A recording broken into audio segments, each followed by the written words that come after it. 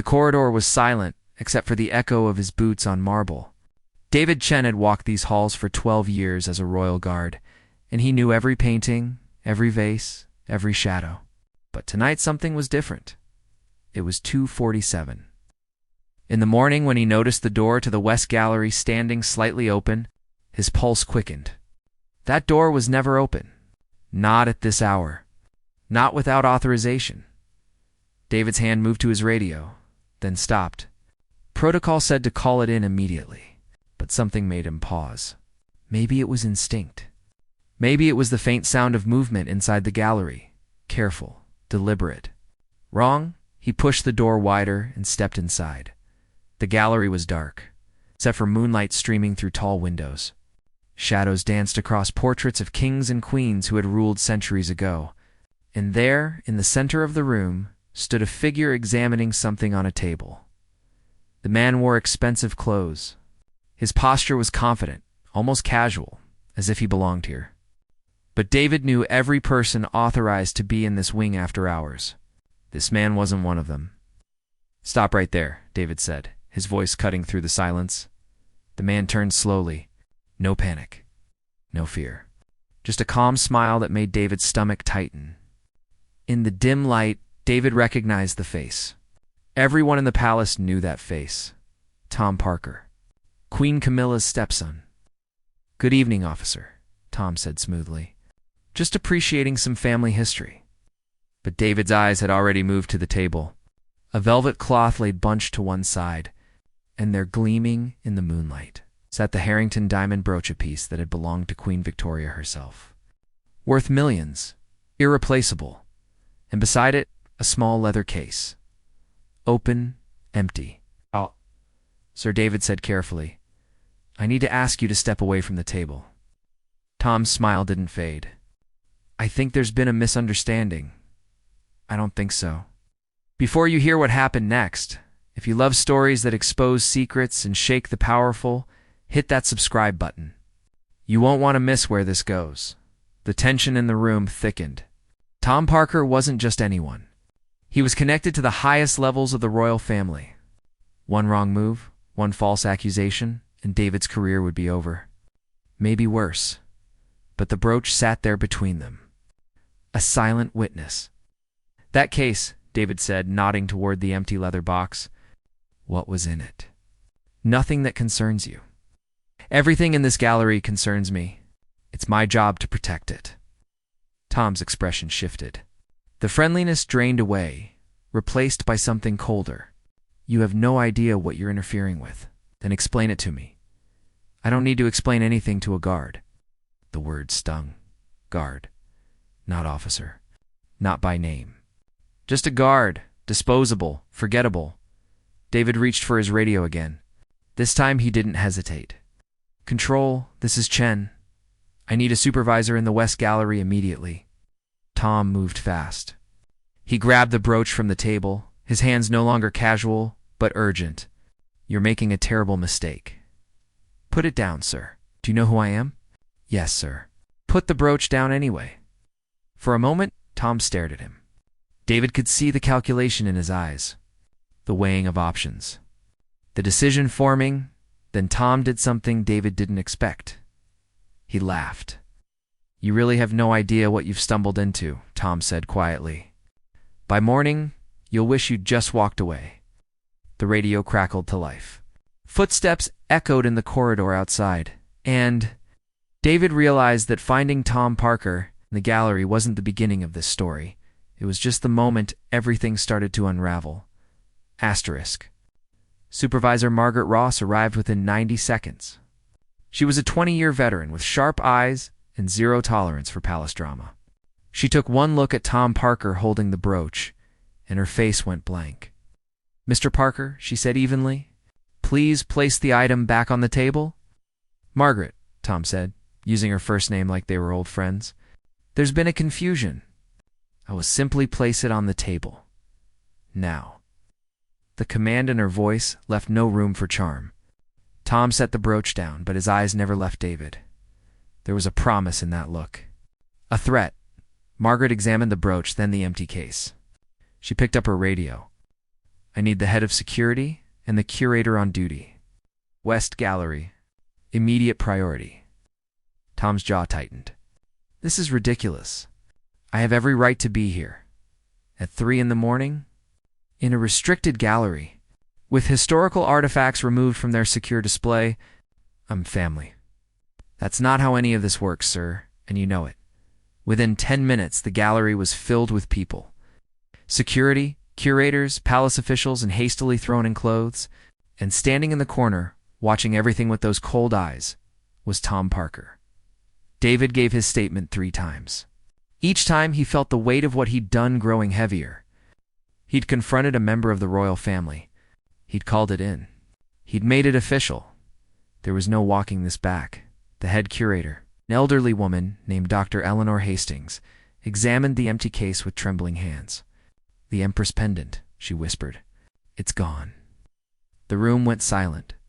The Empress pendant was one of the crown jewels. Not literally part of the crown jewels collection, but close. A gift from Napoleon to his wife, later acquired by the British royal family, worth an estimated £15 million, and it was missing. All eyes turned to Tom Parker. I don't know what you're implying, Tom said, his voice tight, but I suggest you be very careful with your accusations. Your pockets, sir, Margaret said quietly. I need you to empty them. Absolutely not. We can do this the easy way or the hard way, but we will do it. The standoff lasted 10 seconds. Then Tom reached into his jacket pocket. He pulled out his phone, his wallet, his keys, nothing else. Margaret nodded to another officer, who carefully checked Tom's other pockets. Still nothing. Dr. Hastings looked like she might cry. Where is it? I have no idea, Tom said. Perhaps your security isn't as good as you think. Perhaps it was stolen days ago and you're only noticing now. The inventory was done yesterday morning, Dr. Hastings said. It was here. I checked it myself. David watched Tom's face. There was no guilt there. No nervousness. Just cold calculation. And something else. Satisfaction. Like he'd won something. Margaret pulled David aside. You're sure about what you saw? The case was open when I arrived. He was standing right next to it. But you didn't see him take anything. No, ma'am. She rubbed her temples. This is going to be complicated. Complicated was an understatement. By dawn, the police had arrived. Not regular police specialist officers who handled crimes involving the royal family. They questioned everyone. They searched the gallery. They found nothing. Tom Parker was asked to remain at the palace. He agreed with a smile that made David's skin crawl. I'm happy to help with the investigation, Tom said. After all, I want the pendant found just as much as anyone. The lead detective, a stern woman named Inspector Claire Morrison, didn't look convinced. But without evidence, without witnesses, without the pendant itself, her hands were tied. David was told to go home. Get some sleep. Come back for more questions later, but as he walked through the palace gates into the gray morning light, his phone buzzed. Unknown number. He almost didn't answer. But something made him pick up. The voice on the other end was unfamiliar. Distorted somehow. Officer Chen, you should have walked away. Who is this? Someone trying to help you. Drop this. Forget what you saw. Or you'll discover exactly how far some people will go to protect their secrets. The line went dead. David stood on the street, people rushing past him to their morning commutes. Normal people. Living normal lives. His hands were shaking. He didn't know it yet, but the real story wasn't about a stolen pendant. It was about a scheme that went far deeper than one night in a gallery. And David Chen, a simple palace guard, who'd just wanted to do his job, had become the only person standing between a dangerous truth and the people trying desperately to bury it. David didn't sleep. He sat in his small flat, staring at his phone, replaying that voice over and over in his mind. The threat had been clear. But who had his personal number? And how did they know what he'd seen? He called Margaret Ross. She answered on the first ring. Chen, you okay? He told her about the call. There was a long pause on the other end. Come back to the palace. Now, don't talk to anyone else. when David arrived. Margaret was waiting with Inspector Morrison and a man he didn't recognize. Tall, expensive suit. The kind of face that suggested he made important decisions. "This is James Blackwell," Morrison said. "Royal protection.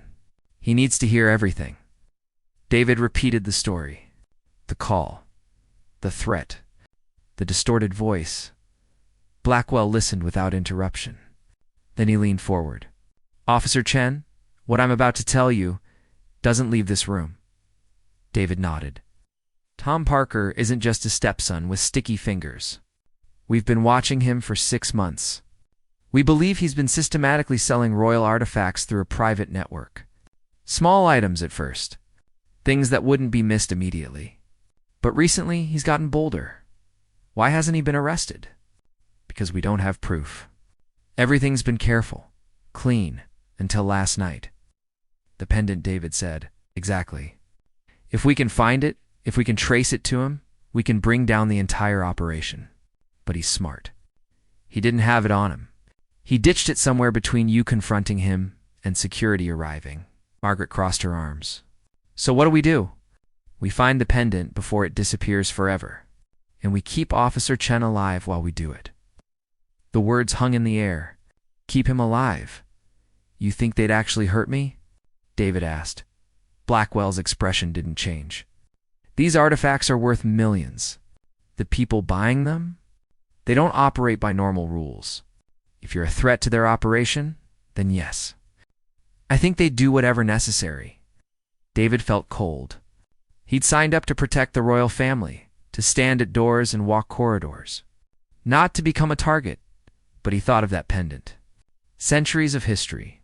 Stolen, sold, lost forever to some private collector who'd keep it locked away. "What do you need me to do?" Blackwell smiled slightly. "I need you to go back to work. Act normal. But keep your eyes open. Tom's still here at the palace. He's playing innocent, but he's nervous. He needs to contact whoever he's working with. When he does, we'll be watching." The next 3 days were torture. David walked his rounds like always. Nodded to colleagues. Checked doors. But every shadow felt threatening. Every footstep behind him made his heart race. Tom Parker moved through the palace like nothing had happened. He had breakfast with distant cousins. He attended a small reception. He smiled at staff. But David noticed things. The way Tom's eyes tracked certain people. The phone calls he took in empty corridors. The tension in his shoulders that never quite relaxed. On the 4th night, David was assigned to the East Wing. Quiet sector. Few visitors. He was making his rounds when he heard voices from a service stairwell. He moved closer. 2 men talking in low tones. One of them was Tom Parker. "Can't move it yet. They're watching everything. The buyer's getting nervous." This wasn't the deal. No. But that guard complicated things. "Give me 2 more days. 2 days. Then we're out, with or without the item." Footsteps. They were leaving.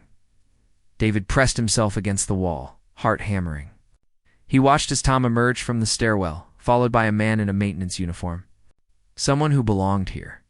Someone who could move freely through the palace without suspicion. The maintenance man walked past David without a glance. Just another worker finishing his shift. But David had seen his face. Young, maybe 30, dark hair, a small scar above his left eyebrow. He pulled out his phone and quietly snapped a photo. As the man turned a corner, then he called Blackwell. "I think I found his partner," within an hour. They had an identity. Marcus Webb, hired 6 months ago as part of the palace maintenance staff. Background check had come back clean, but they ran deeper this time. Webb had a record. Theft, fraud. He'd served 2 years, got out, and somehow landed a job at Buckingham Palace with a spotless fake reference. "He's the inside man," Morrison said, spreading files across a table in the security office. "Tom can't move freely through all areas without raising questions. But Webb can. He has access to storage rooms, maintenance corridors, places even some of the staff don't go."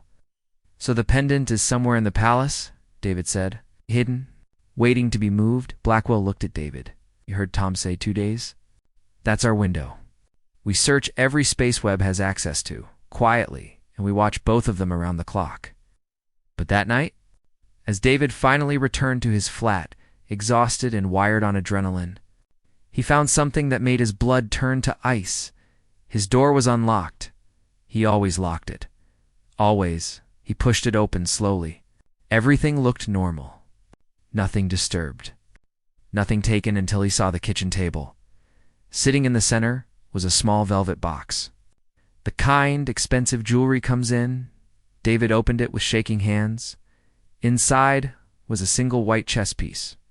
A pawn, and tucked beneath it, a note in printed letters. You're playing a game you can't win. Walk away while you still can. Someone had been in his home. While he was at work, while he was trying to do the right thing, they'd sent a message. You're not safe. Not anywhere.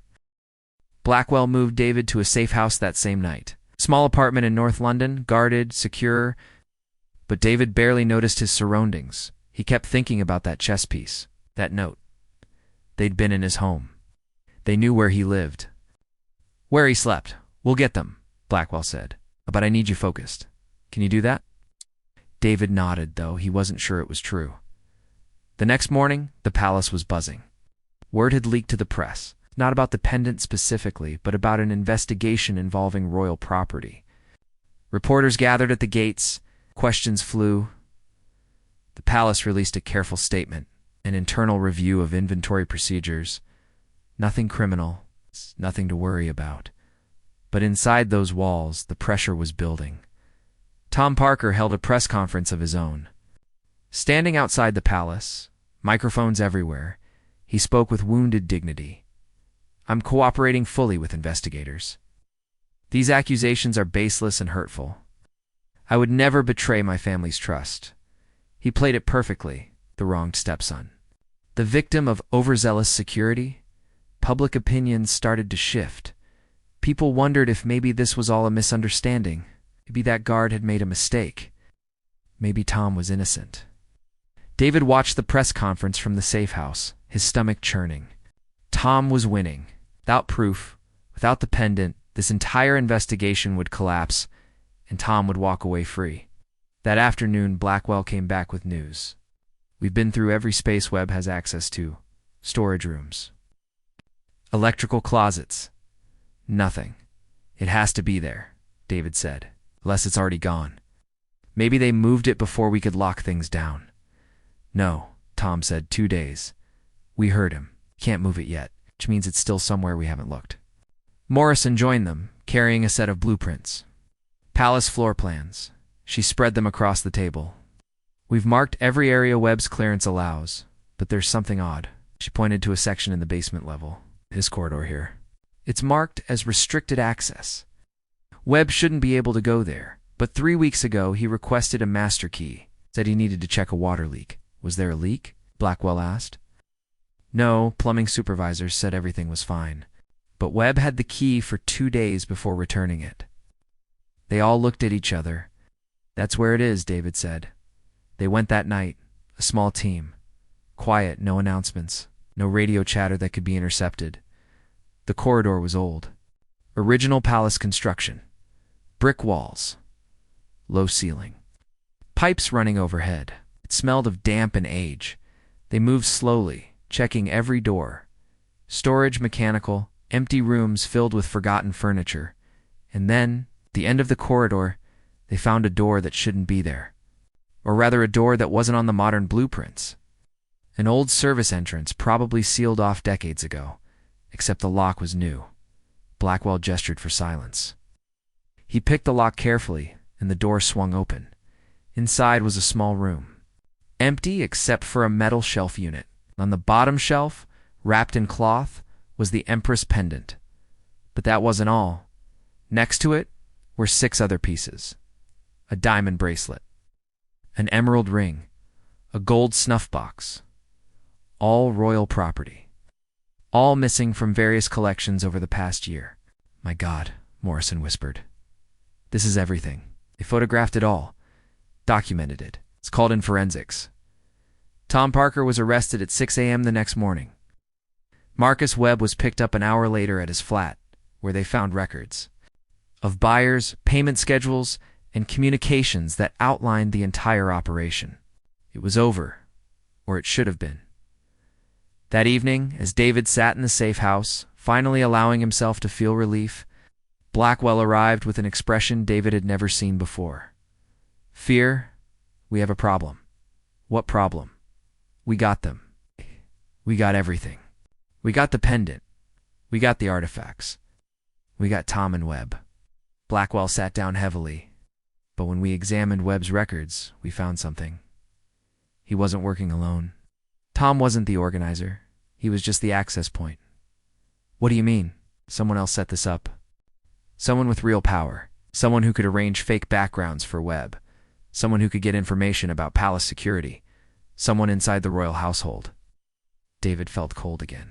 Who, we don't know yet. The communications were carefully hidden. But there's one more piece of information in those records that changes everything. Blackwell pulled out a printout, showed it to David. It was a list.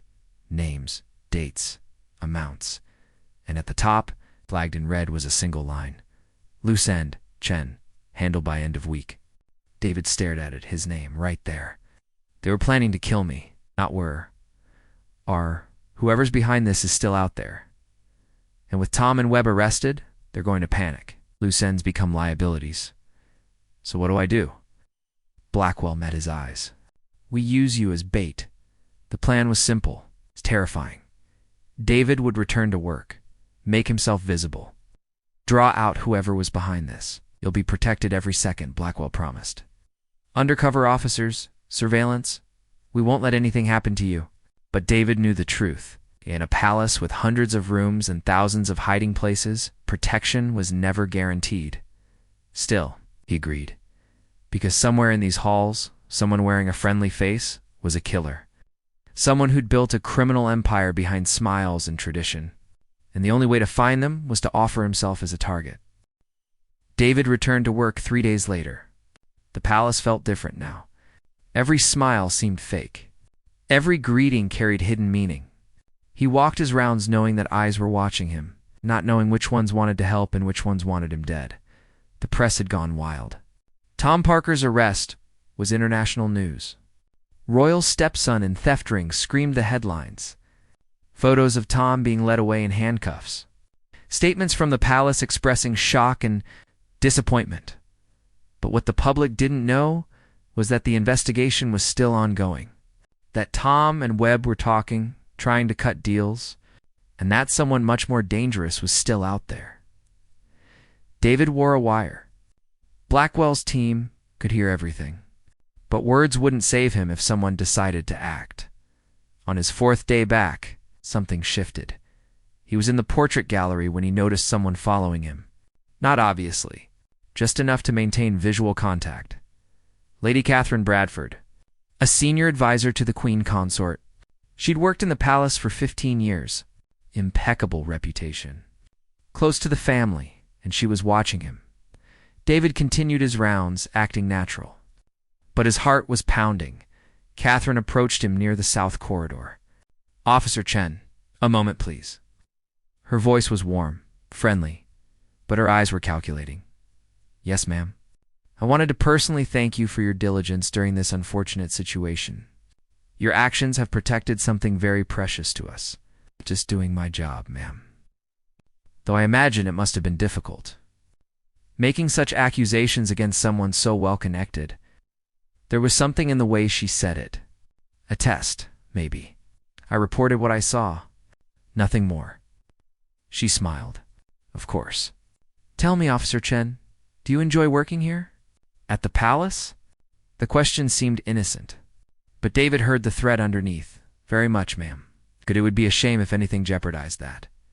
Careers can be so fragile, especially when one gets involved in matters beyond their station. She walked away before he could respond. David waited until she was gone, then spoke quietly to the wire. Did you get that? Blackwell's voice came through his earpiece. Every word.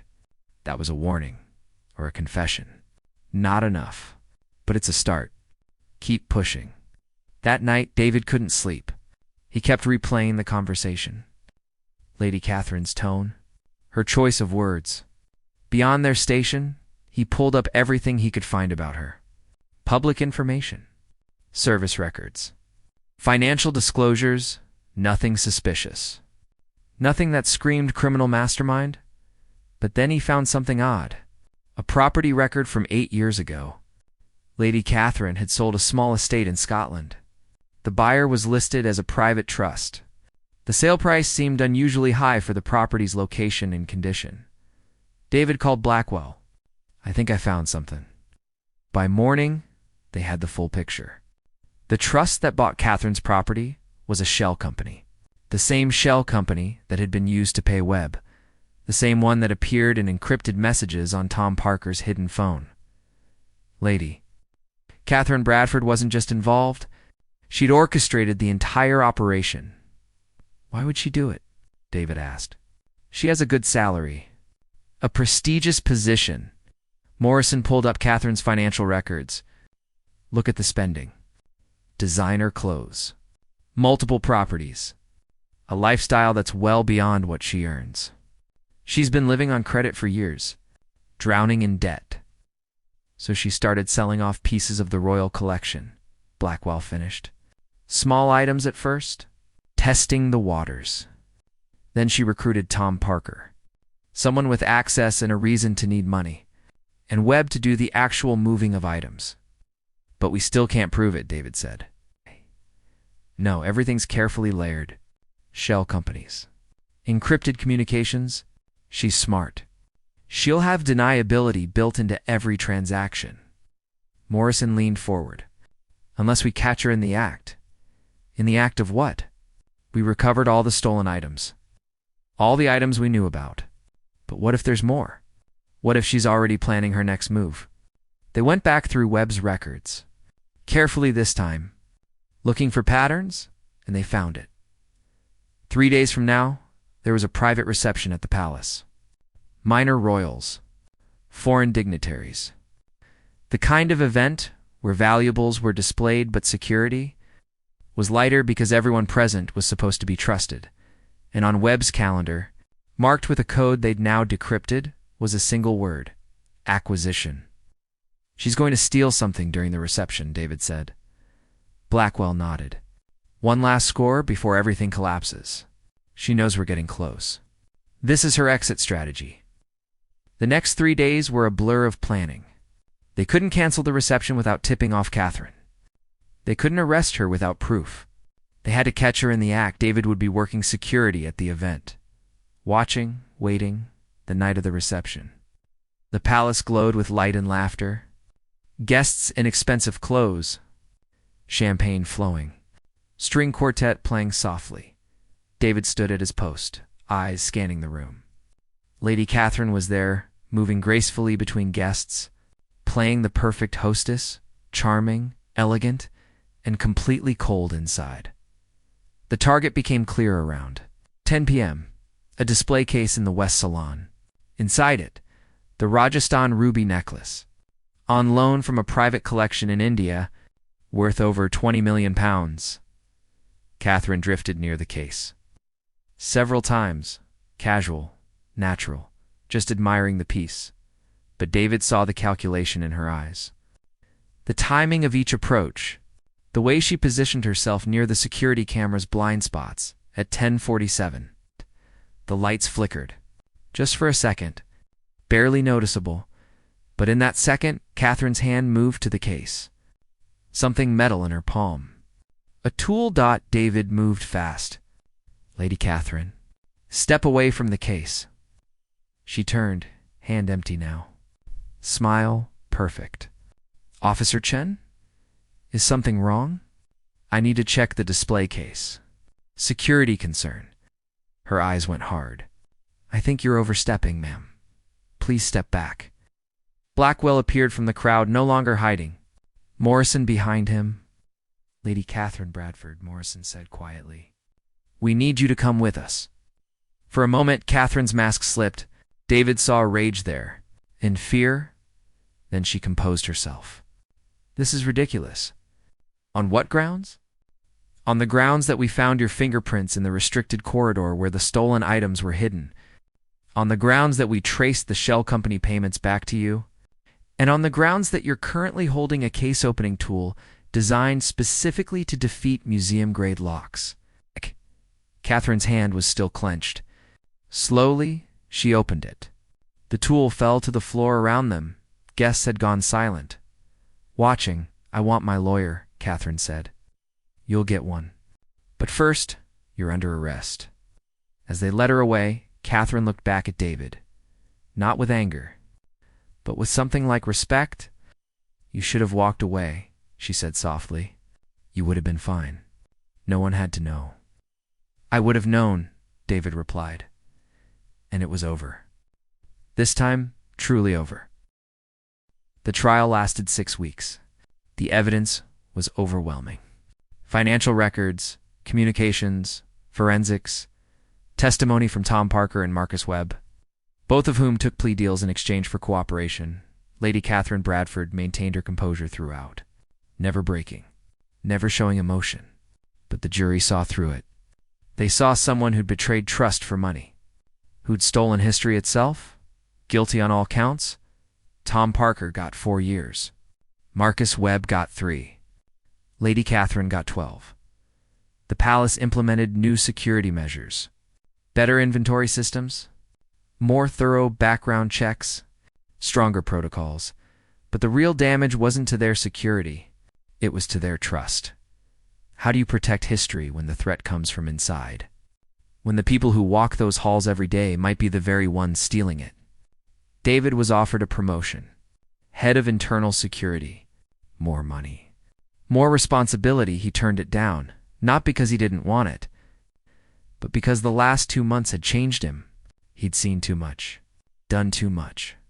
He needed time to process what normal felt like again. Instead, he requested a transfer. A smaller royal residence, quieter, less pressure. The palace granted it without question. They owed him that much. On his last day at Buckingham Palace, David walked through the galleries one more time. He stopped at the case where the Empress pendant now sat, restored to its rightful place. The glass was thicker now, the locks more sophisticated, the cameras better positioned, but it was still beautiful. Still a piece of history preserved for future generations. "Thank you." David turned. It was Dr. Hastings, the curator who'd nearly cried when they discovered the pendant missing. "I'm just glad we got it back," David said. "It's more than that. You could have walked away, like she said. You could have decided it wasn't your problem, but you didn't. I'm a guard. Protection is my job." Dr. Hastings smiled. "No. You're more than that. You're someone who saw something wrong and refused to ignore it, even when it was dangerous. Even when people told you to stop. That's not just doing a job. That's having character." She handed him something. A small velvet box. "What is this?" "Open it." Inside was a royal commendation, a formal recognition of his service, and beneath it, a handwritten note from Queen Camilla herself. "Officer Chen, your integrity and courage have protected not just valuable artifacts, but the honor of this institution. You have our deepest gratitude." C.R. David stared at it. He'd never met the Queen Consort, never expected to be acknowledged by her. "She wanted to meet you in person," Dr. Hastings said, "but our office thought it might draw too much media attention. This whole situation has been difficult for her. Her stepson's actions reflect on the entire family. It wasn't her fault. She knows that. But the world doesn't always see it that way." David carefully closed the box. "Tell her. Tell her that I hope she knows not everyone in her circle betrayed her. Some people still believe in doing the right thing. I will." A few weeks later, David started his new position at Windsor Castle. Smaller staff, fewer tourists, quieter halls. But the work was the same. Protecting history, keeping watch. One afternoon his phone rang. Unknown number. For a moment, his heart raced old instincts from those threatening calls months ago. But the voice on the other end was familiar. "Blackwell. Chen, how's Windsor treating you?" "Peaceful." "Why?" Don't tell me there's another. No, no, nothing like that. I just wanted to check in. See how you're doing? I'm fine. Are you? Really? David thought about that. The nightmares had mostly stopped. The constant looking over his shoulder had eased. He could walk into his flat without checking if someone had broken in. Yeah, he said. I think I am. Good. You did something important, Chen. A lot of people would have walked away. But you didn't. That matters. Thanks. One more thing. We finalized the audit. Checked every piece in every collection. You know what we found? What? Nothing missing? Thanks to you, everything Catherine stole was recovered. Every single piece. That's rare in these cases. Usually some items are gone forever, sold, hidden, lost, but not this time. David felt something ease in his chest, a weight he didn't know he was carrying. That's good. Yeah, it is. Take care of yourself, Chen. The line disconnected. David stood in the Windsor Castle gardens, looking up at the ancient stones. This building had stood for nearly 1,000 years. It had survived wars, revolutions, scandals, and threats, and it would continue to stand because people protected it, not just from outside dangers, but from the rot that could grow inside. From the people who saw history as just another thing to sell, he'd been a palace guard for 12 years. He'd walked those halls, checked those doors, protected those treasures. But in those crucial moments in the West Gallery, when he'd found Tom Parker standing over that opened case, he'd become something more. He'd become the person who refused to look away. That night, David wrote a letter, not to anyone important, just to himself, a reminder for when things got routine again. When the quiet days made him forget what he'd done, you did the right thing. Even when it was hard, even when it was dangerous, even when people with power told you to stop, you chose integrity over safety, truth over convenience. And because of that choice, history was preserved. Not just the artifacts themselves, but the idea that some things matter more than money or connections or fear. Remember that. Remember that when it mattered most, you didn't walk away. He folded the letter and put it in a drawer, and then he went to sleep. No nightmares. No threats. No chess pieces left on his table. Just the quiet satisfaction of knowing that when the moment came, when everything was on the line, he'd made the choice he could live with. The scandal had rocked the palace. The arrests had made international news. The trial had exposed corruption at the highest levels, but in the end, what mattered most was simple. A guard had seen something wrong, and he'd refused to ignore it. Sometimes, that's all it takes to change everything.